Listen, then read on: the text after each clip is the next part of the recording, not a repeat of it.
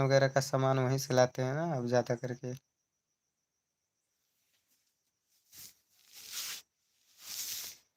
Channel का account ऐसे नहीं बनता है ना, पहले आपका क्राइटेरिया पूरा जब हो जाएगा तब अप्लाई करेंगी तो वो उसी में देता है सेलेक्ट करने के लिए, तब बनता है। पहले अपना क्राइटेरिया पूरा करिए, या तो 1 करोड़ व्यूज पूरा करिए 3 महीने के अंदर, 19 डेज के अंदर, या फिर 4,000 घंटे पूरा करिए। 4,000 घंटे पूरा करना है तो 1 साल में करना है।